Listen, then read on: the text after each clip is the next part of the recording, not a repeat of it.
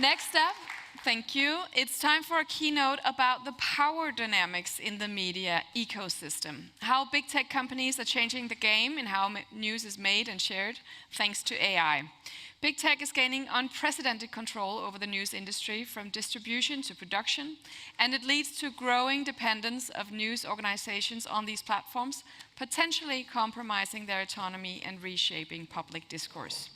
Please welcome communication researcher and doctoral student at the Oxford Internet Institute at University of Oxford, Felix M. Simon.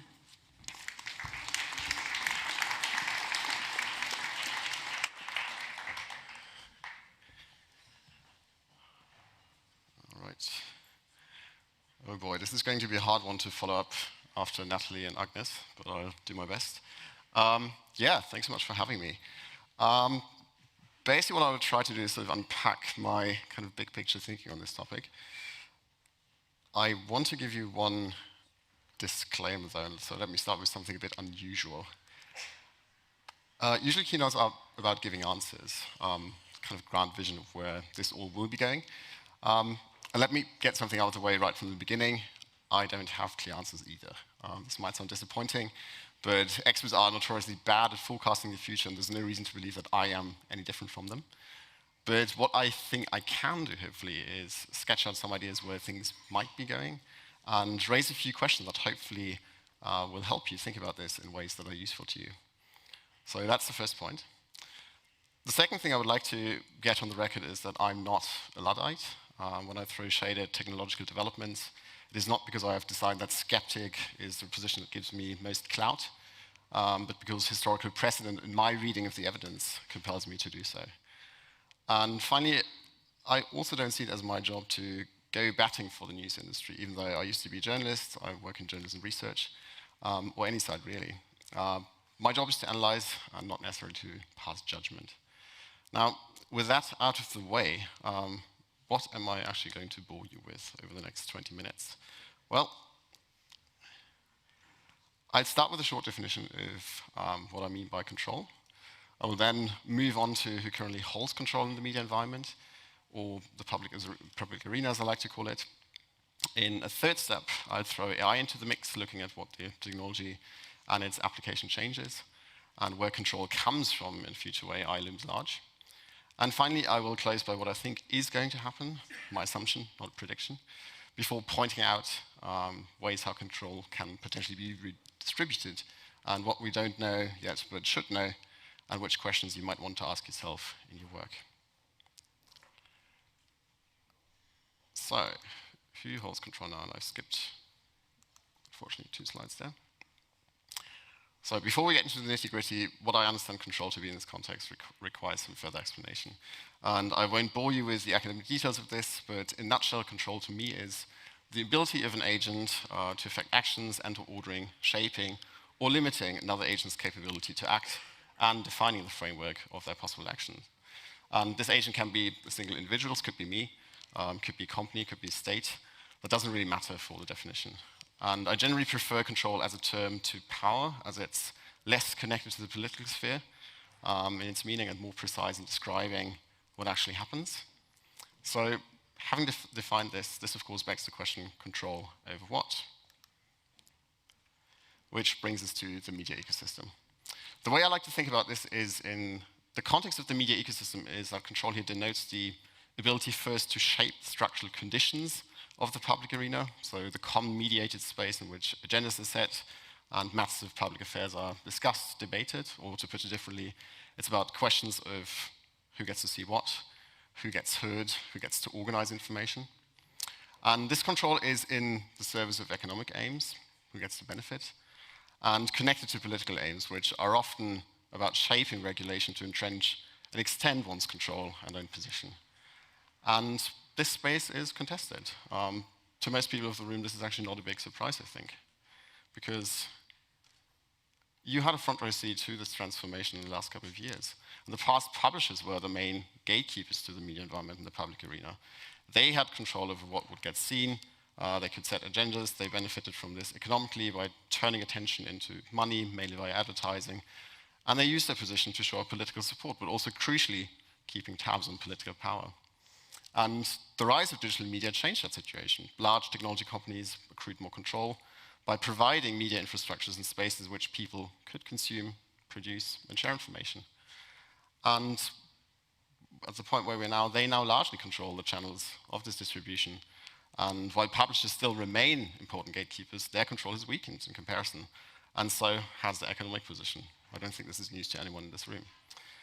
What hasn't changed so much, in my view, is their political influence. Both publishers and technology companies try to lobby politicians, we heard this earlier, and they do so quite successfully in various ways.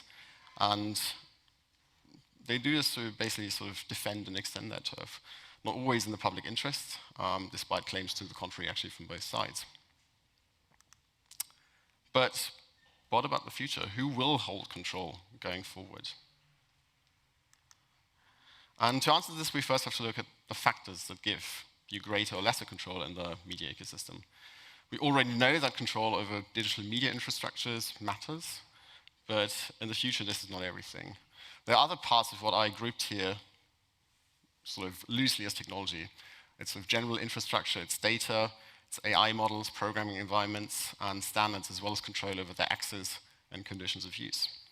There are financial resources which can buy you companies, talent, more infrastructure, they can pay for lawsuits, they can help you set up networks of useful contacts and so forth. And all this matters not just with respect to organizing information and news in the media ecosystem. It also matters with respect to building and deploying AI that can be used for the same tasks. And this is where technology companies come into the equation. AI, as we know today, is dominated by the tech industry in general and platform companies in particular. And while a detailed discussion of the reasons for this is beyond the scope of this talk, we can briefly point at some central factors. To run their digital businesses for which they collect and process data at scale, platform companies have built up large infrastructures which consist of many of the elements mentioned previously.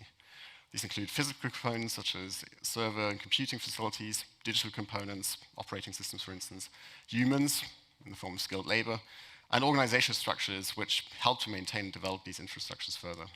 And over the years, the interlocking expansion of compute and data coupled with financial resources, the organizational structures, has allowed these platform companies to become kind of the apex predators of the digital world, while also acting as a significant entry barrier to others.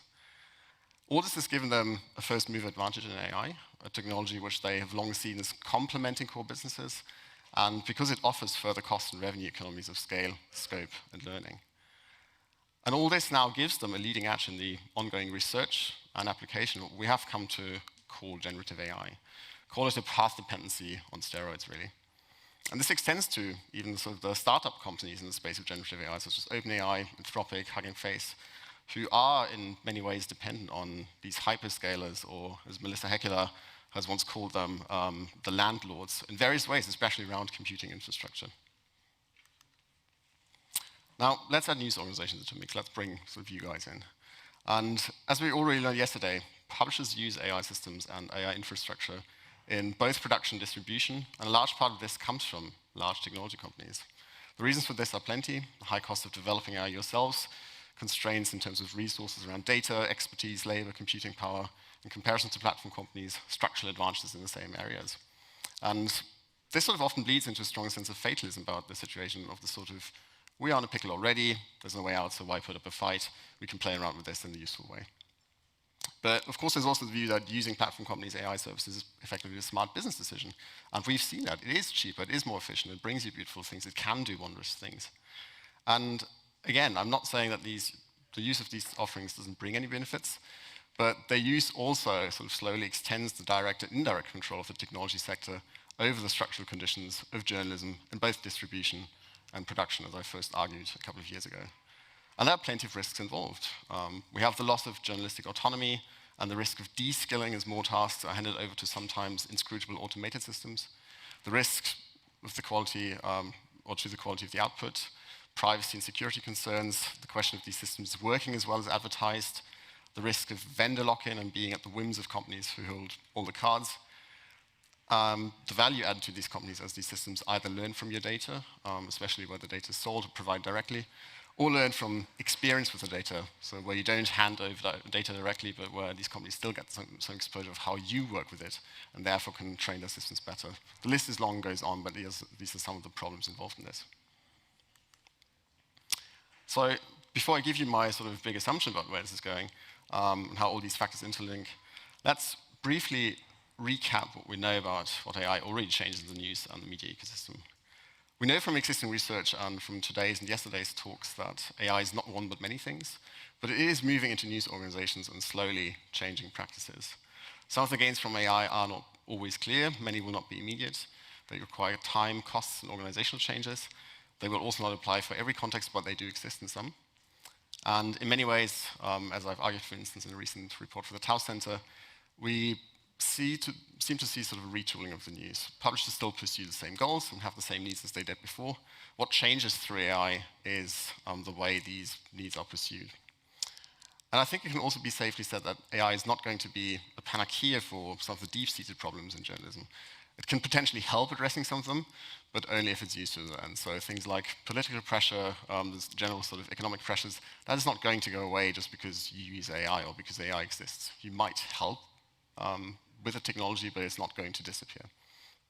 And there will be winners and losers, with winners likely those that make an effort to understand the technology early and see whether it does, and where it does and does not make sense for them to use it.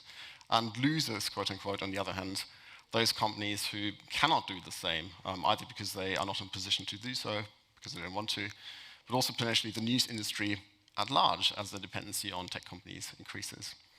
Now, it's not just the news that is transforming. Digital media infrastructures change too. AI systems are already used widely across these infrastructures to present and curate information and news. We know that from lots of good research, including from people at the University of Amsterdam. And all of us have been interacting and been exposed to sort of these AI systems for years, often without realizing. And Gen AI, of course, will be increasingly applied to all of this too, as things stand. We already see this with the development of new products and features to existing systems. So, sort of the generative search that Google seems to be thinking about goes in that direction. And this is clearly where the technology sector wants to go. I mean, take Meta's chief AI scientist, Jan LeCun, who I think said in the FT today, basically, our entire digital diet will be mediated by AI systems. If that's going to happen is a different question, but at least that seems to be the idea of where this should be going according to big tech. Now, again, we don't quite know what the uptake and acceptance of this stuff will be like on the user end, but I think it's safe to assume that people will use these features regardless of what they say in service, where we quiz them about what they think of algorithms and AI, call it the difference between stated and revealed preferences. So, what should we make of all of this? Oh, sorry, I've been actually behind on my slides, it seems. No? There we go. The assumption I'm willing to make is that going forward, AI will be used to increase control over the structuring of information and the conditions for attention and visibility in the media ecosystem, and thus further both economic and political aims of the actors involved. The struggle plays out already, but from an unequal starting point. Technology companies have a head start because they control more of the critical factors that are needed for success in this context. Think about the factors I listed earlier. That this is happening should not necessarily be a surprise. Historically, the interest of technology companies with respect to the media ecosystem has always been to build, retain, and extend user bases and control access to them. And that is why they develop information use adjacent features and products. And they will continue to do so. I mean, there's no denying this. And I also don't think there's analytically a strong argument that they have no right to do this because this is what the news did in the past. We might feel that way, and there are normative reasons to resent and critique this development, but I don't think saying, oh, but this was ours and therefore we deserve this to have in the future carries much water. This is something I might feel personally, but I don't think it's sort of a claim you can make on a broader level. So all this to me is the real struggle for control in the media ecosystem is the question of who gets to structurally define the conditions of how attention, information, our information, including news, is organized, and who gets to reap the rewards of this organization. And at the moment, we see a very quick calcification in one direction. So what can be done to rebalance this control? And I think there are various propositions. The first is for publishers to strengthen ties with the audiences, strengthen the tie with us as news consumers, and focus on the unique selling points. We've heard a lot about this in recent days, and I agree with quite a lot of it. It's mainly about the quality of the information you provide, the kind of service you provide to people. And I think that this is sort of one of the ways this could be addressed. But arguments why people really should consume news from you don't mean anything if people don't want you or what you produce. So this is one thing publishers really will have to work on in the future. And this argument is old. It has been made by many people a couple of times before, but it's still just as valid this time. And I think it's reasonable to expect publishers losing further ground in the struggle for control if they just produce more of the same and actually ignore audiences in a landscape where people's information needs are served quite well by platforms in some contexts. Another way is diversification on the model and infrastructure level in terms of the stuff you use. It's always a good idea, but it, again, doesn't really matter either if it all comes back to the same set of 4 providers behind it all. I call it sort of 3 or 4 companies in trench coat who gain sort of from revenues generated on their cloud systems as you use and make use of their models and systems. And they might gain from the data too. And I would say that you shouldn't expect open access, which is often called as a sort of solution in this context, to solve these issues either. Another point, higher R&D investments on the media side. I think that's always a good call. We don't have great data on this, but to the best of our knowledge, publishers are still spending comparably little on R&D. I think the Nordics are a big exception. But if you look at lots of other countries and what individual publishers are spending on research and development, it's minuscule in comparison to what other industries spend on this. But of course, this also raises the question of who can and is willing to afford this. We can count on regulatory rebalancing, things like the AI Act, or DMA, US efforts, for instance. And I think that is one way. It's definitely one way that should be addressed. But again, industrial and competition policy also has its limits. And there might be other competing incentives not to regulate AI too strongly. See, for instance, the geopolitical struggles between the US and China, where this is sort of a big factor in the way AI is sort of addressed and regulated. And of course, publishers can always try and address this situation, improve their own position via negotiation, including over data they sell to these companies. But again, raises the question, who can negotiate? Usually it's mostly bigger publishers in the global north, the ones where OpenAI or Google or any other big tech company will actually pick up the phone if they call. But what about the others? What about regional, local publishers? What about publishers in the global south who are not in the same envious position?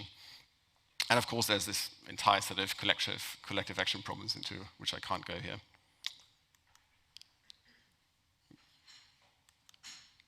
And this seems to have stopped working. No.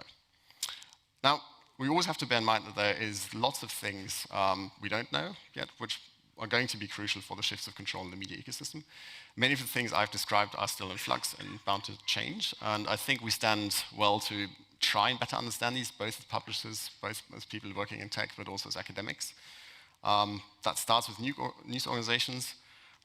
We know, again, that it slowly changes practices, helps news organizations to do some of the things they want to do, can increase productivity, can help improve the quality of journalism.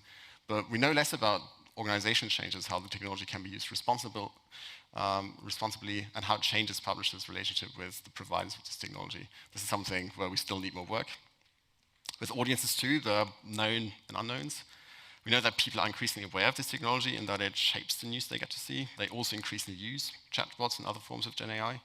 But especially for the latter, it's early days and our knowledge is still quite patchy.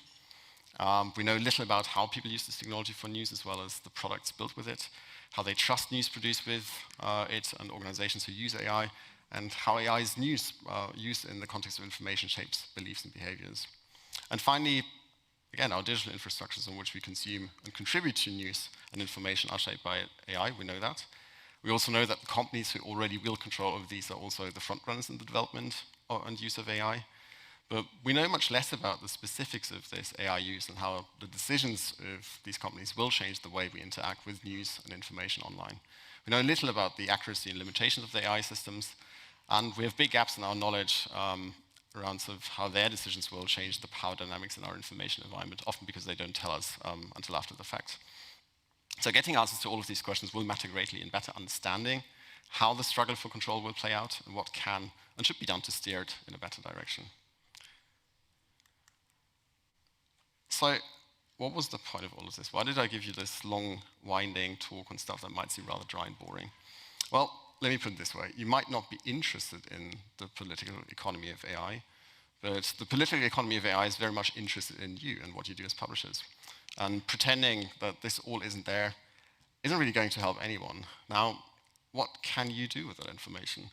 I think you can start asking questions about how some of this might apply to you and where it might require some extra thoughts or course corrections. So things like, for what purpose are you building and integrating AI systems, especially those from big tech in the first place, and is that always a good purpose? In what ways are you dependent on technology firms for AI, and where already? In many organizations I've talked to in the past, and there's no clear picture of this, even on the higher levels. People don't really know where this is happening. Or maybe someone in IT knows, but it's not really sort of knowledge that reaches the higher levels and can therefore help make better, more informed decisions. Under which conditions do collaborations happen, and to which risks do they expose you, but also how can you negotiate in a better way? I think Natalie actually has something in the works which addresses this point, because it's not that you're powerless. I mean, some of these factors might be beyond your control, but there's something you can do, but you have to understand in the first place. And finally, what are your general strategic positions towards technology companies, regulators, and the public? And I'm going to leave you here. If you want to read up on some of the sources, it's behind that QR code, if it works. But yeah, thanks so much for your attention, and I look forward to the questions.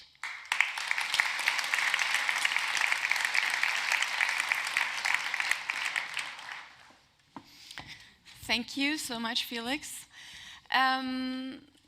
This situation of finding yourself as media in bed with big tech once again, and the dependency that you're describing. I think we've never left the bed.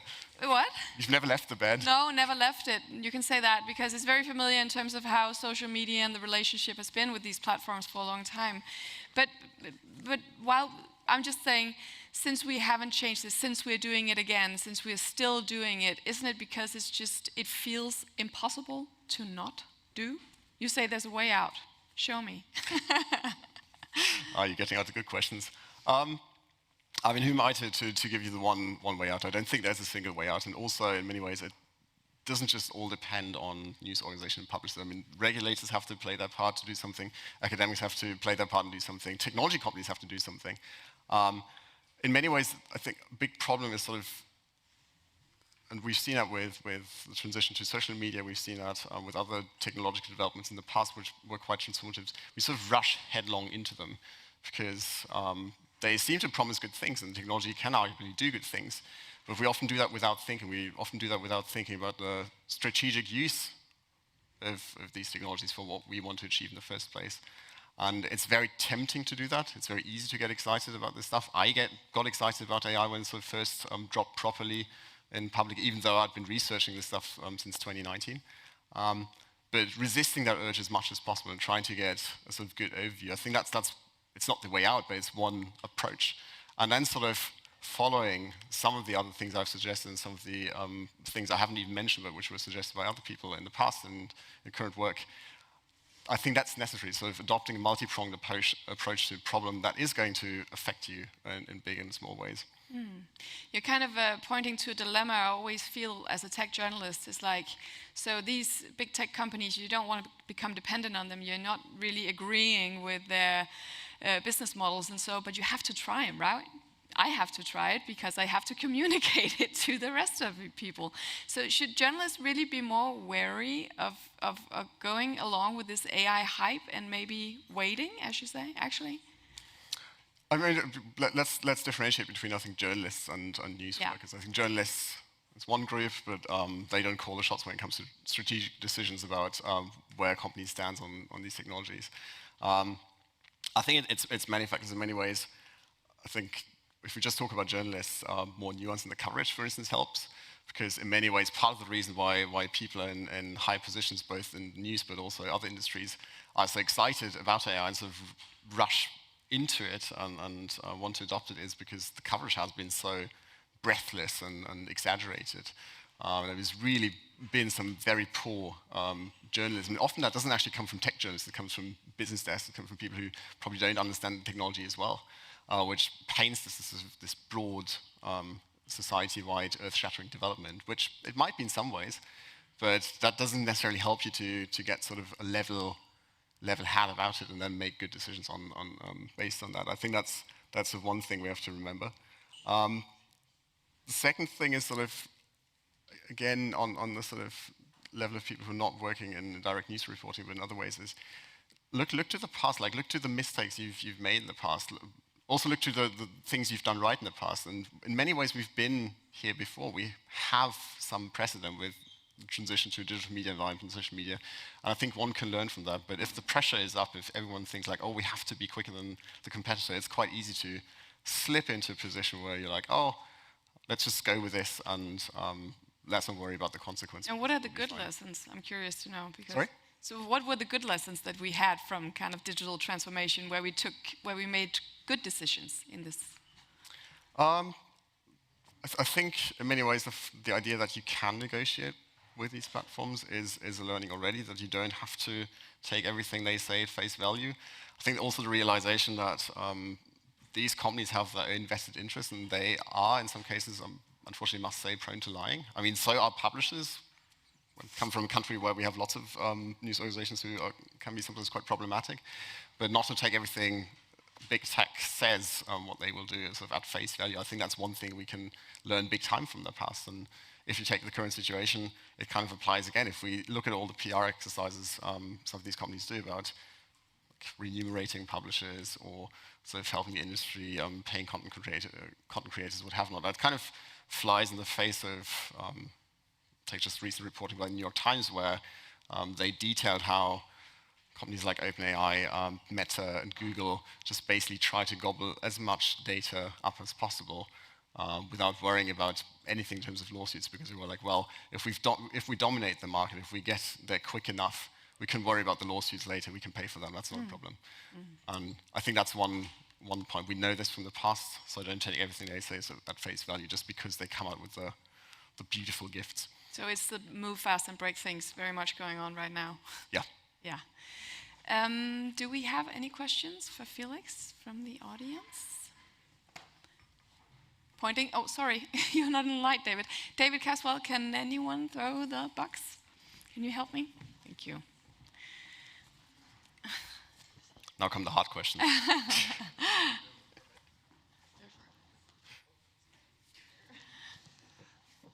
Okay, I'm going to ask a broad, sprawling philosophical question, because if you can't ask that of an Oxford scholar, who can you ask it of? Oh, God. So looking at call it tech versus journalism, like the power contest. Well, I'll use the word power instead of control. You know, the way that I think we often phrase that or look at that or kind of assemble that is as a power contest within a certain philosophical era or philosophical epoch, which is the Enlightenment, you know, small L liberalism, humanism. But is there another way to look at this, which is that this contest kind of represents a division between two different philosophical epochs, and that the tech world, and especially the frontier of the tech world, is looking at this in sort of a scale in terms of like philosophy and history and sort of fundamental assumptions about how what human beings are, basically, that's different than the news industry in general and sort of the cultural legacy of kind of Western societies is. And to what degree, you know, you talked just in the first question there about how this seems unstoppable, it seems inexorable, you know, it seems that, and not just AI, but also the internet and, you know, network communications as well, that there seems to be some fundamental difference here. And also, you know, I'd point to the rhetoric, you know, from people like Elon Musk or Sam Altman and all that, which is, you know, if it's not, you know, spiritual or sort of, you know, philosophical, you know, they ought to be wearing kind of robes and have long white beards at some point. What's your take on that? Do you want to write an essay with me? I mean, seriously, we should write a paper about this, which is the classic academic answer. It's a great question. And I think you're onto something there. In many ways, the way I think, from what we can tell about big tech, how they think about it, and even from kind of people I've met in the tech spheres in London who work for these companies, and maybe Melissa can talk about this later as well. See what I did there, sort of pass on the question to other people. There's definitely something there where a part of this sort of extended community thinks about this in the way you describe, where it really is about something completely different, which is, in their terms, of the race to reach artificial general intelligence first, where they're like, well, we're not really interested in sort of the small thinking, in their view, people like us have about, practical applications, regulation, immediate risk, blah, blah, blah, blah. There's definitely a hardcore group which thinks about this in a much broader sort of societal and perspective, and who knows, I mean, maybe these people are right, maybe we will actually reach AGI. I'm personally a bit skeptical about this. It's going to happen anytime soon, but then again, I'm not a hardcore computer scientist working for DeepMind. But this sort of happens concurrently with, I think, the broader part in this community who very much see this as sort of a technology to make money. A technology also, yes, with useful applications in science, in information, in various ways, but where it's first and foremost about how can we use this to entrench our positions as successful companies, how can we please the shareholders who invest in us, how can we please venture capitalists, and how can we basically build up positions through technology which give us more control over various parts of society. And that sort of happens at the same time. Which one of those will win out the day is hard to tell. It seems in the last couple of months it was more sort of the business side of things, if you will, after the sort of first big AI existential debate. Maybe that will switch again. I mean, just today, I mean, you've probably seen this in the FT that Meta and I think OpenAI are suddenly talking about AI systems which might be able to reason in some form. It's hard for me to tell, but it's definitely, I think, it's a question worth thinking about, because in many ways, if the AGI group is right, if history or like the future proves them to be right, many of this will completely fall under the table and not have any relevance. But we need the evidence first, and I'm happy to stand corrected in 10 years' time if actually AGI dominates. But yeah, let's write something about this. I'd be excited to explore this properly. I think that was unfortunately all the time we had. We want you to have a little bit of a break before the last section. So let's give a huge hand to Felix Simon. Thank you so much, Felix. Thank you.